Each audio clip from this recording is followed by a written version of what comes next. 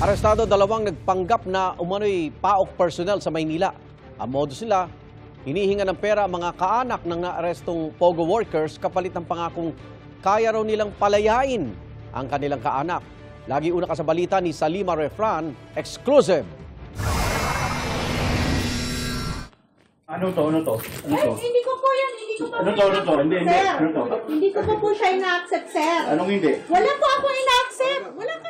Tinatanggi pa ng babaeng ito ang pagtanggap ng marked money sa entrapment operation ng PNP-CIDG, AFP at PAOK sa isang visa consultancy office sa Intramuros sa Maynila, Miyerkules ng gabi.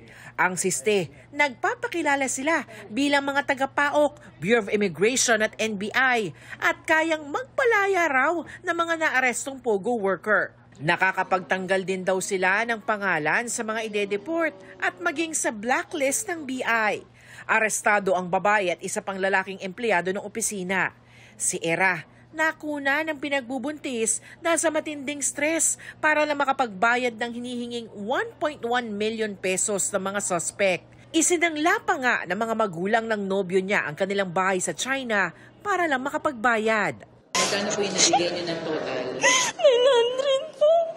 900,000. Oo. Tapos, anong nangyari nung nagbigay ng 900,000? Wala pa rin po hanggang ngayon. Hindi pa rin nalabas yung fiancé ko po. Naalala din po ako sa parents ng fiancé ko po kasi isang buwan lang po yung binigay sa kanila na palugit doon sa sinanla nilang bahay. Naaresto naman sa raid sa Parañaque ang asawa ni Nice at pinagbayad ng 1.1 million pesos. Pero ang problema, hindi ang PAOK, kundi BI ang nakaaresto sa asawa niya. Hintayin daw kasi si PAOK naman daw ang nag-ano sa asawa ko, hawak daw ng PAOK, kaya wala daw ko pag-alala. Siyempre, naniwala na din ako. Visa consultancy firm raw ang opisinang ito, pero nag-o-offer daw sila ng extra service. Yan ay pagsasaayos ng iba't ibang mga dokumento para sa mga banyaga. Nakita dito ang iba't ibang mga dokumento, mga passports at mga alien certificates of registration. Ang lahat ng ito iproproseso ng mga otoridad para sa kasong inihahanda sa mga nahuling suspect.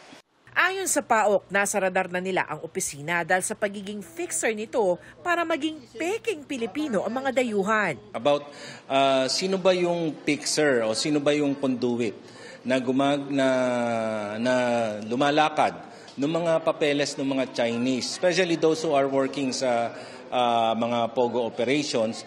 Lumalakad ng mga passport nila para magkaroon sila ng Philippine passports, magkaroon sila ng birth certificate from PSA and even death certificate kung may gusto silang patayin at tapos papalitan nila ng bagong identity, gagawa nila ng bagong certificate. Ito yung hinahanap namin.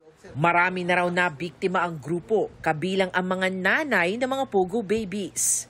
Gate ng PAOK, may mga kasabwat raw ang grupo sa iba't ibang ahensya ng gobyerno. Yung mga yan, hindi naman natin titigilan yan. Talagang tutugisin natin. Nahaharap ang dalawa sa patong-patong na reklamong robbery extortion, usurpation of person of authority, estafa at grave coercion. No comment po. Tumanggi silang magbigay ng pahayag. Ito ang unang balita sa Salima Refran para sa GMA Integrated News. Igan, mauna ka sa mga balita, mag-subscribe na sa GMA Integrated News sa YouTube para sa iba't ibang ulat sa ating bansa.